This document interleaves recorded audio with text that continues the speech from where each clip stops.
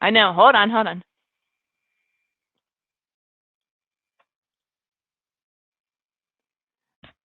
Okay, can you hear me now? Is that working?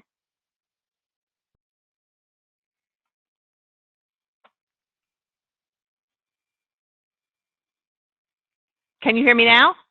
Anyone? Is this working now?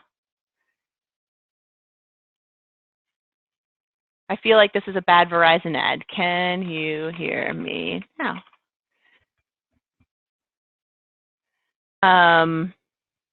It's now showing that it is broadcasting noise, but I need to know from you guys if you can hear me. Yes. Thank you, Carolina. Okay, so now you guys get to see me with my really super sexy headphones on. And I am glad that we have obviously sorted out not only the volume control, but also that many of you have figured out where the chat box is. So that's awesome. Thanks for bearing with me. I have no idea what happened, but I know that this is a good look, right?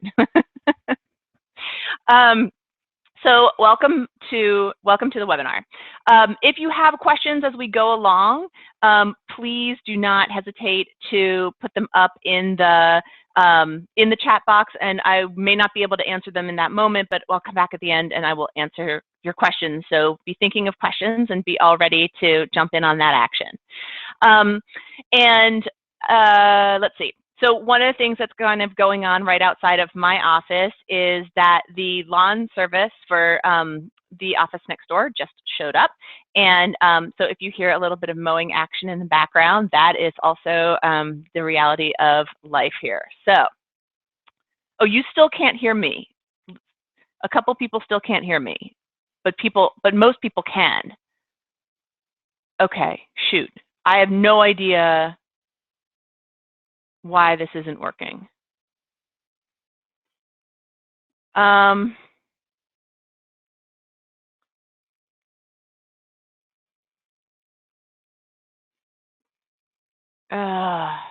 Pooh, it seems like we're still having problems. Okay, okay.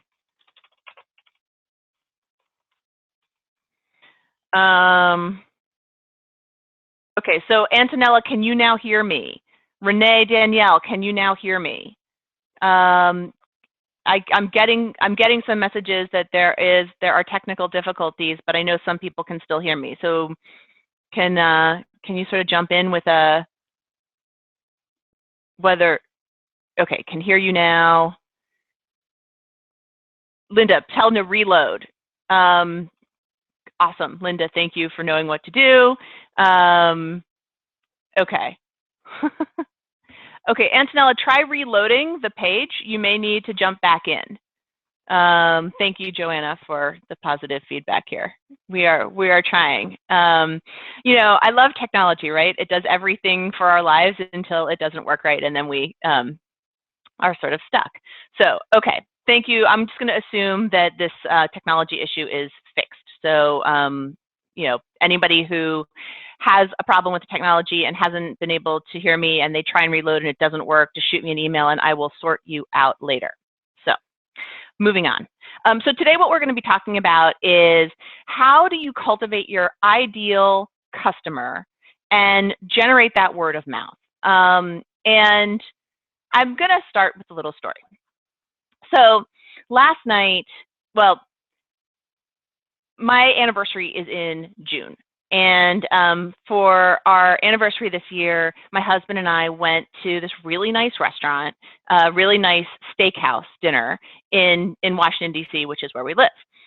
And, you know, it was a fancy restaurant. I mean, it was a restaurant that, you know, is not like your average night out.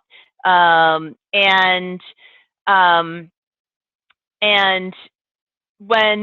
we both got steak, and when my steak came, it was just not a great piece of meat for whatever reason. It was just not fantastic. And you know, the rest of the meal was really good. The service was good, and at the end of it, you know, we sort of had this conversation about, well, should I send it back? But then, you know, when you send back a piece of meat in the middle of the meal, it just ruins the pace of the meal for everybody else. And so anyway, we got to the end of the meal. I didn't send it back, and we went home, and like I said, it was not an inexpensive meal, and we just sort of said, that's such a bummer. And more to the point, we can't really feel good about recommending this restaurant to people because of this experience. I mean, and sometimes these things happen, right? I mean, sometimes you just don't get the perfect piece of meat. There are problems, whatever. And I said, I'm going to just write the general manager an email and not complain, but just let him know what happened, because as a business owner, I know that if nobody tells me that there's a problem, then I can't address it. Like if nobody had told me that they were having issues hearing it, then I couldn't address it. And I know that there's a couple people who are still having issues, and Antonella and Renee Danielle, I will make sure that you get a replay of this. So I apologize for the continued issues that you guys are having. I don't know what to tell you. You could try a different browser. It may be that your browser doesn't support this. I really recommend Google Chrome. So anyway, but since they can't hear me, I guess that's not going to be such a helpful suggestion. Anyway, moving on. So I sent the general manager of this email, of the restaurant, an email saying, look, this is the situation. This is what happened. Everything about the meal and the experience was really wonderful, but but you're a steakhouse and my steak wasn't great. And he immediately sent me back an email saying, I really want to talk to you. I really want to understand what happened in your experience. And he ended up, in talking to him, he ended up inviting Joe and I back for another entire meal on the house. And we had this meal last night, and it was really phenomenal. It was an exceptional meal, and the steak was amazing. It was like the best steak that I've ever had. And so why am I telling you all of this? Well, when I left the restaurant the first time, I had an experience that was okay, but I would have never recommended the restaurant based on my experience. But because of the way that he took care of me, because of the way I really felt valued as a customer, and because he went above and beyond to give us a phenomenal experience when we'd had, an okay or not bad experience before, he totally converted me from somebody who would probably not come back again to somebody that will sing the praises of this restaurant, Bourbon Steak in Washington, D.C., in case you're ever looking. And I really will. I mean, D.C. is a city, for those of you who aren't super familiar with it, it's a city that is really big on steakhouses. Sort of that old-time politician going to the steakhouse thing is very much a part of the culture here. So you have lots and lots of options for really good steakhouses. So why do you pick one over the other? Well, sometimes it has to do with your preference or location and all that, but sometimes it has to do with how you feel as a customer. And so that's really what we're going to talk about today. So I'm going to now switch from you guys being able to see my lovely mug to being able to watch the video here. Cool. So cultivating word of mouth is really the name of the game. And a couple people have emailed me and they asked me why I'm doing these webinars. And I decided that I really wanted to start reaching out to the people who I sort of send newsletters and information to, and so that I could sort of have a more interactive conversation. I really care about helping women look and feel better in their bodies, and that means working with businesses like yours and supporting you guys.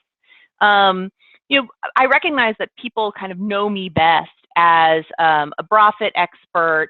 They know that I've done the FabFit Academy and that that's really a piece of my expertise, but that's really only a part of what I do. I've been working privately with clients for as long as I've had this company to help them on the business side.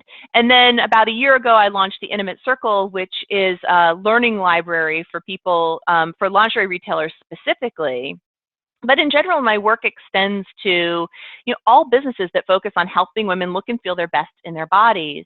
And what I do is I help businesses clarify their messages and align their entire business around the exact message that speaks to your ideal client. So last time what we talked about is getting clarity on who you are and what you stand for so that when you talk, you're speaking directly to your ideal client. And there were a couple of questions during the webinar and then after about how you get more ideal clients, and that's what we'll talk about today. So what are some of the challenges that I hear from you? What I hear is that customers don't come back often enough. You have a customer come in, and then you don't see them, you wish you saw them more often, but you don't, sometimes people don't come back for, a year or more. When they come, they stick to the basics. They buy the basics. So, they're buying from the position of really what they need versus the position of, the stuff that's, more exciting. And, they're just buying their requirements. And they don't want to spend money for something that doesn't show. And this is particularly true for the lingerie folks who are listening. This is probably one of the biggest hurdles that I hear when you are talking about your customers, is that they're not willing to go beyond sort of the beige t-shirt bra because nobody can see it. And when I hear all of these challenges, part of me is actually thinking that's not really the problem. The real root is that customers may not see your shopping environment as something that reinforces the best, most positive image of themselves. They don't feel their best in your environment. Your work is intimately connected to how customers feel about themselves. And so so what you do, it goes so far beyond a transaction. And I know that, on one level, many of you know this. You know that you're doing so much more than selling a thing. You're selling an experience and you're selling a service. But yet at the same time, getting that integrated into all of the different pieces of how you speak to your customers is really, really important and an amazing opportunity to make your business a destination for people. So much of the messaging for women is focused on what we do wrong, how we can do better. Women are given these impossible standards at work. They're supposed to be, bringing home the bacon. And then when they get home, it's supposed to be a pristine house that with a, organic vegetable garden in the backyard and, a home cooked meal every night.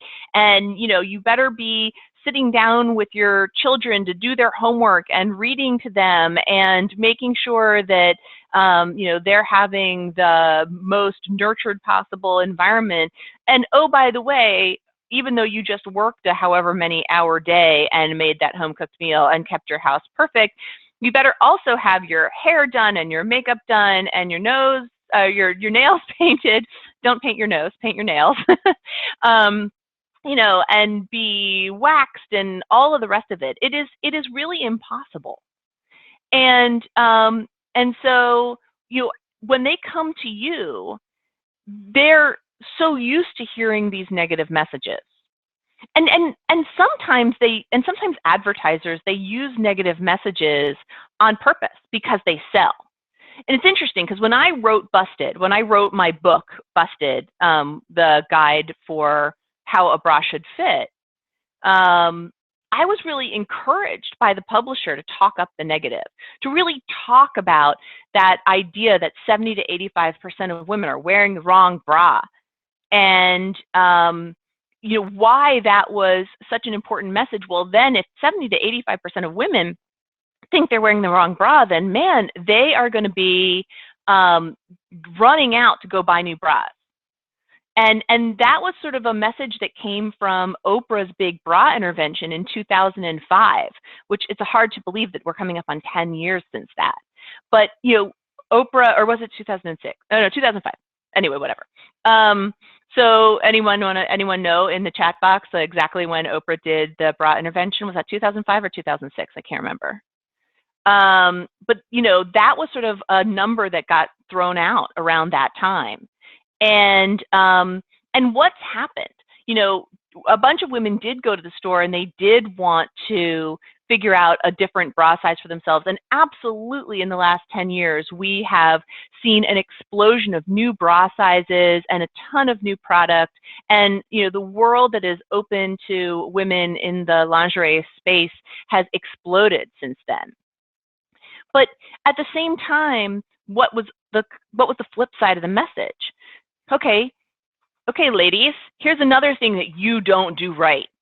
Here's another thing that you kind of suck at. And oh, by the way, you've been sucking at it every single day since you were wearing a bra. And, and so when I published the book, I actually was told to make one of the chapter titles, "Warning, your bra may be hazardous to your health."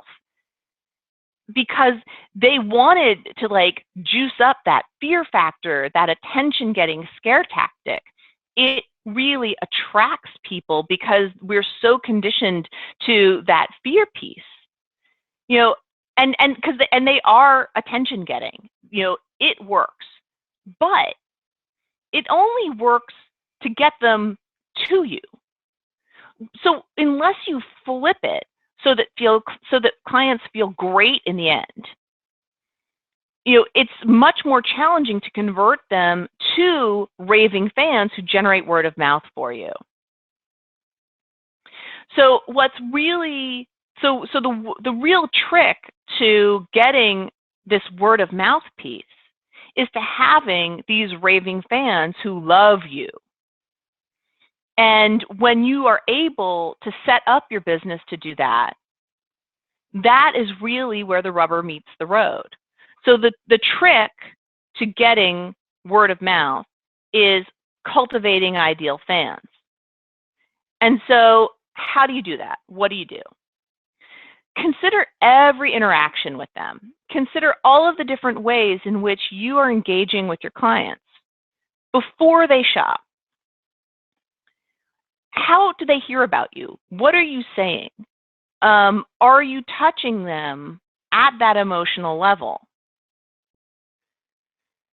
What are some of, you can think about it in terms of your own business right now. Before somebody has come in the door, are you talking to them in terms of what they can fix?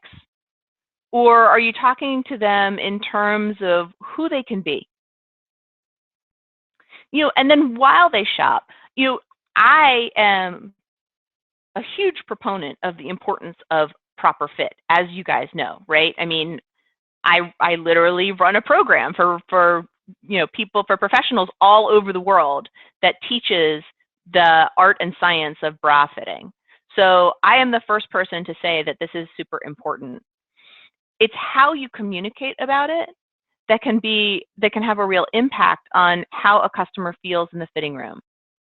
And it is challenging because when women come into the fitting room, they bring so many of their fears, so many of their self-esteem issues with them. And so you have the challenge of sort of getting past that, all while getting a fitting in.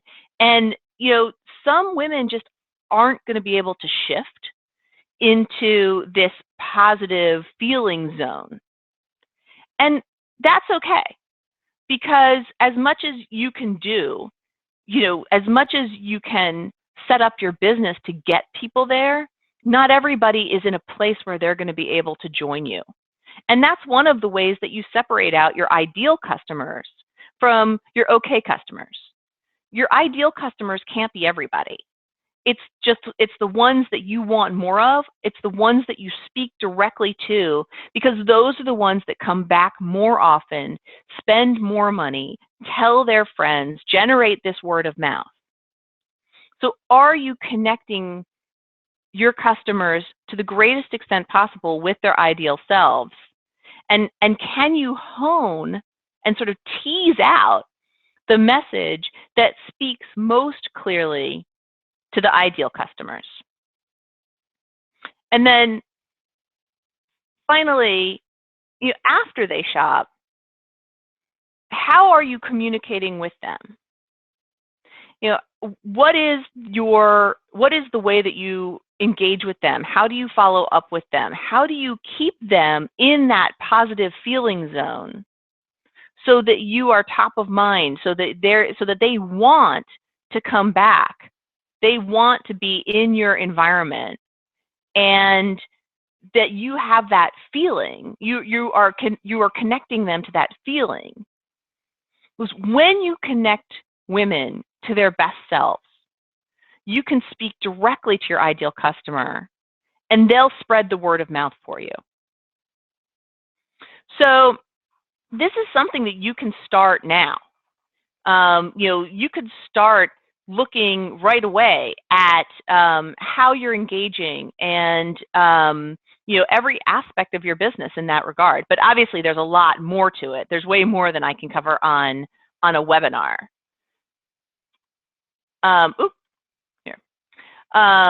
There's way more than we can cover on a webinar. So if you'd like help with this, you can sign up for a strategy session with me. And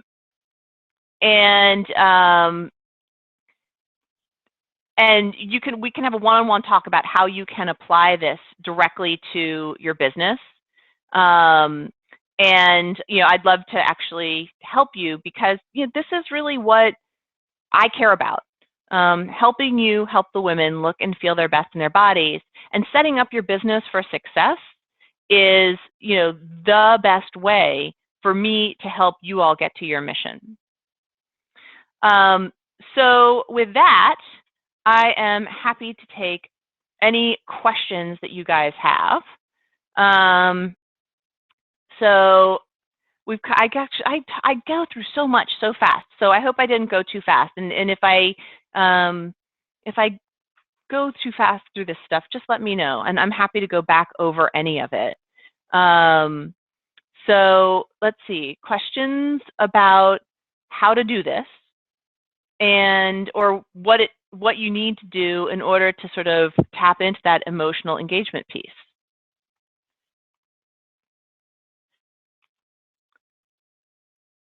I'll take this off screen share in the meantime. Hey. This is sort of time that I've blocked out for you guys. And I'm more than happy to answer questions here. So, I sort of set this time aside because I care about you guys being able to, to grow and thrive and help the women that you serve.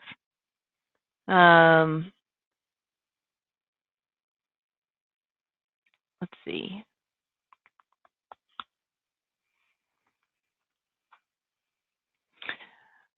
So, so one of the questions that I get a lot is, how do you engage on that emotional level? And what I will say is that it differs for every business. There is no, specific recipe. It's not paint by numbers. And understanding who your ideal customers are is really where you begin the journey. Does it apply to interior too? Absolutely. It's every part of your business, and going back to that example that I was using about the restaurant, the dinner that I had with my husband for our anniversary. We walked in and they greeted us at the hostess stand and said, "Happy anniversary." And they showed us to our table and gave us a complimentary glass of champagne. And, the server was great and the wine was great and the service was really good. But at the end of the day, this one piece, this, not insignificant piece when you're going to a steakhouse, right? My meat wasn't good. That's what we ended up talking about. So sometimes it's just one piece of the entire equation that can affect how people feel, especially when you're dealing with something as sensitive and personal as how a woman feels in her body. So, it's absolutely the wrapper for all the different aspects of your operations. What is something you would say to a woman who is self-conscious?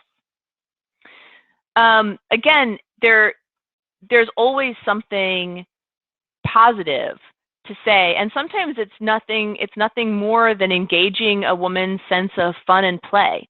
And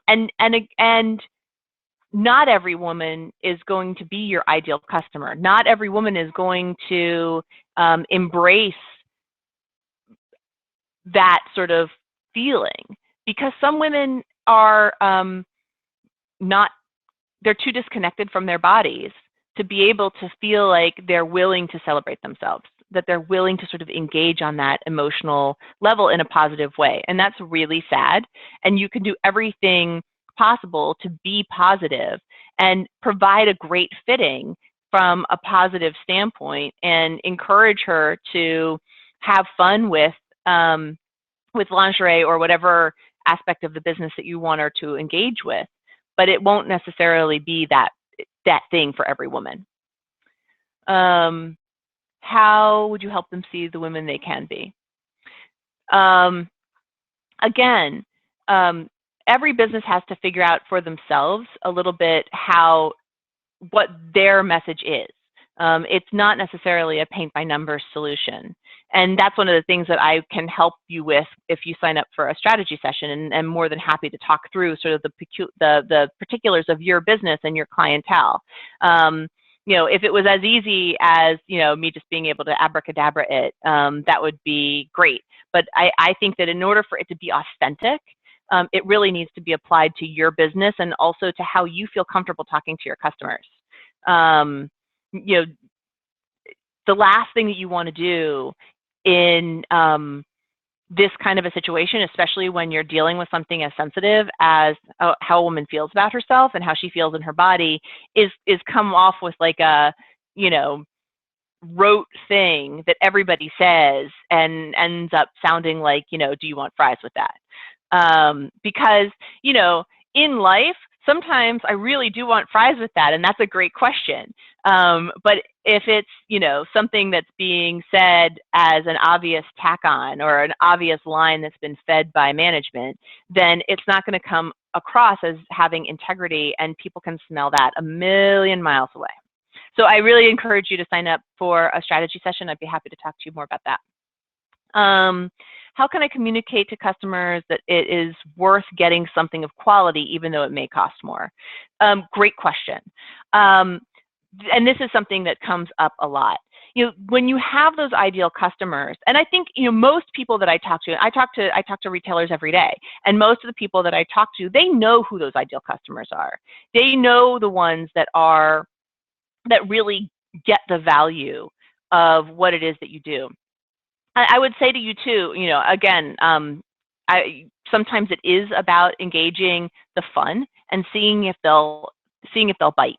And a lot of times it is about, there is an education piece. What I find is that sometimes even retailers can't make the justification for why spending more.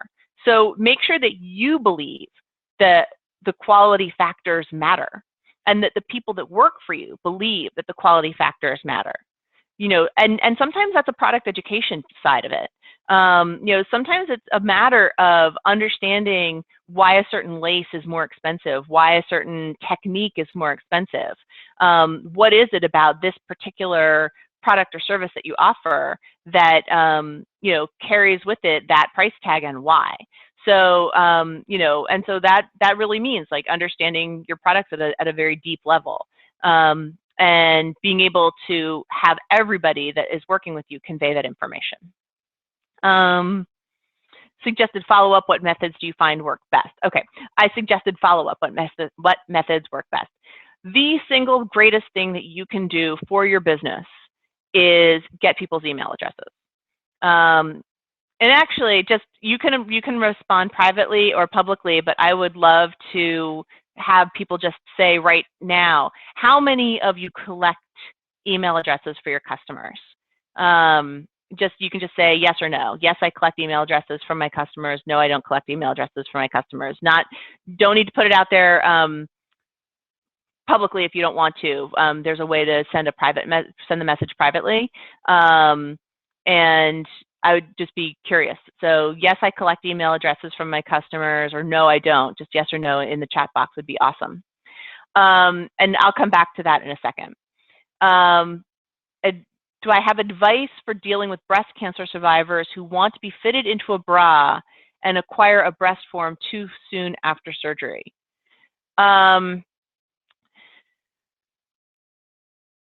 You know, that's tricky.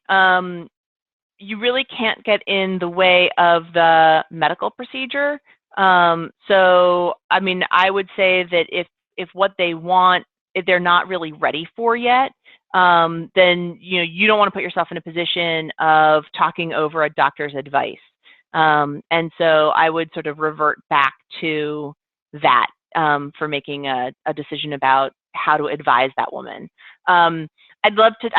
So I get a little bit leery of giving too much advice about cancer survival and how that piece works. Specific, I don't like to give sort of blanket advice just because I don't know the particulars and it is a medical issue. So go ahead and if you fill out the form and sign up for a strategy session, I can talk to you a little bit more specifically about it. But especially in this kind of a public forum, I don't want to give advice that's specific to you and then have somebody else apply it incorrectly. So, just when it gets into that medical stuff, it's a little bit dicey. How do you work with a woman for whom there is no bra made? So it's interesting. That's a great question too. Well, so you're saying 40K is the largest UK size. So one of the things that you can do is go to a brand that goes beyond a 40 and then in the band and adjust the band. But for women who are, beyond a, 56N in sort of US sizes, which is sort of the largest that I'm familiar with right now. First of all, what I'll say is that there are actually companies that are, I know right now, working on larger cup sizes. So I think that the range is always expanding. And so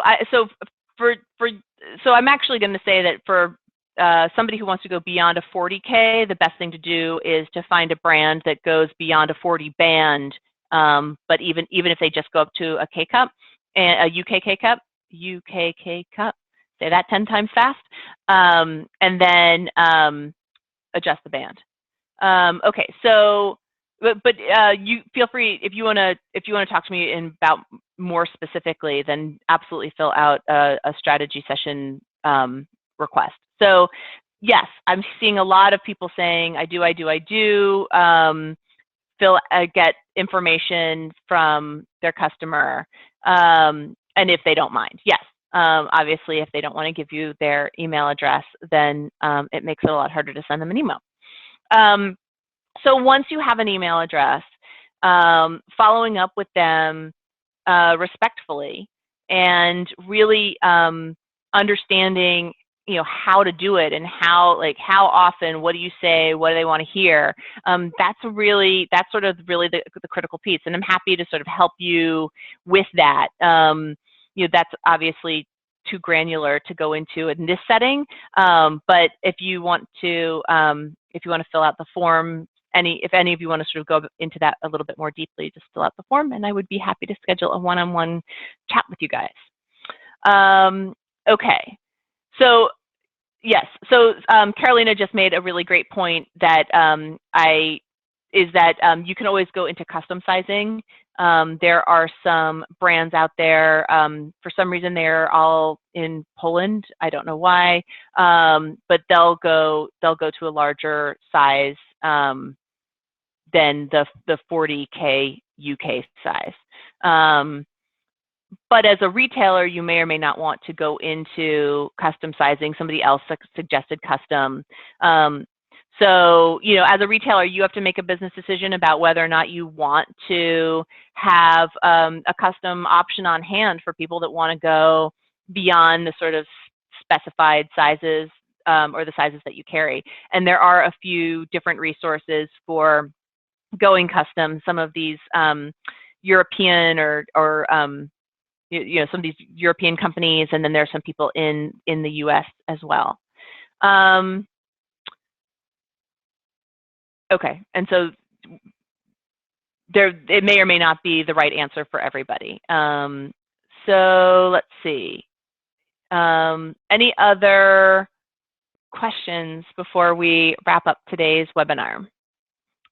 While you're pondering and perhaps sending me another question, I'm really enjoying doing these. Obviously, doing them on a weekly basis is not necessarily sustainable for me or you, but I'm going to definitely try to keep them going at least once a month.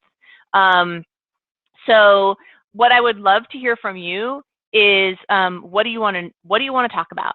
I can do these in any number of formats. I can continue to just sort of take questions and talk about some topics that may be of interest to you all. I can interview people in the industry or outside the industry. You know, we can talk about different ways to grow your business. We can talk about, you know, whatever. So, you know, feel free to throw something in the chat box now, email me. I think everybody has my email address. I would love to keep the conversation going, but I definitely want to make it powerful and have lots and lots of impact for you all wherever you are in the world. So, okay, I don't see any other questions popping up at this point. I think that's it for now. Thank you guys so much for coming. This is really fun. I really enjoy the opportunity to sort of have this, you know, direct engagement, especially as, you know, we can't always directly engage because we're all over the world. So thanks. And just checking one last time for questions. All right. Nope. No more questions. Thank you very much. I appreciate you guys being here, and I hope to engage with you guys directly via the forums. So go for it, and I will talk to you later. Bye.